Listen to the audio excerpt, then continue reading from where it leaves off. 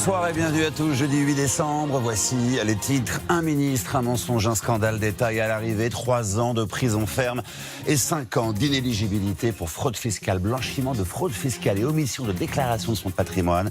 Jérôme Cahuzac a décidé de faire appel de sa condamnation. Tous les détails dans un instant. Un compte en Suisse donc, puis à Singapour, de l'argent caché sur l'île de Man. Le couple Cahuzac, c'est l'histoire d'une cavale financière devenue un scandale d'État, celle aussi du mensonge et du parjure. Retour sur une étrange affaire avec Nathalie Lambert et Laura Zéphirin. C'était il y a tout juste 4 ans. Devant l'Assemblée nationale, Jérôme Cahuzac nie en bloc. Je n'ai pas, monsieur le député, je n'ai jamais eu de compte à l'étranger, ni maintenant, ni avant. Derrière ce scandale, une affaire familiale, celle d'un couple au train de vie luxueux. En 1997, lui est alors chirurgien, sa femme Patricia, dermatologue. Les transferts d'argent à l'étranger commencent. Pour cela, Jérôme Cahuzac dissimule son identité. Nom de code, Birdie. Objectif, échapper au fisc, notamment via la Suisse, où il cache 600 000 €. C'est ce que révèle Mediapart en 2012, en diffusant un message laissé par erreur sur le répondeur d'un adversaire politique 12 ans plus tôt. Ce qui m'embête, c'est que j'ai toujours un compte ouvert à l'ULS, qui ne fait rien normalement.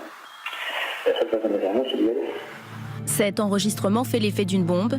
Jérôme Cahuzac est alors ministre du Budget. Sa mission est justement de traquer les fraudeurs.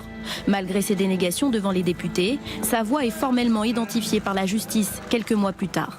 Honteux, cet homme clé du gouvernement démissionne. Un homme au-dessus de tout soupçon, qui intrigue toujours Rémi Garnier, ancien inspecteur des impôts, qui avait enquêté sur lui. C'est un immense gâchis cette affaire-là. Faut quand même pas oublier que Cahuzac, c'est un cerveau exceptionnel, un tribun hors pair, et que il a des relations, il a de l'entre-gens, il a obtenu des retombées économiques pour ce département.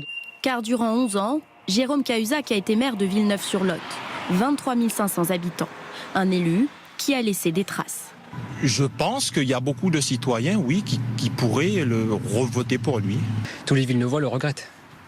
Il a fait beaucoup de choses à Villeneuve, c'est lui qui a permis de Villeneuve de la s'agrandir comme ça, donc oui. Il reviendra ici, tout le monde revoterait pour lui. À la suite de l'affaire Cahuzac, le chef de l'État a créé une haute autorité pour la transparence de la vie publique. Ministres et parlementaires sont désormais tenus de publier leur patrimoine.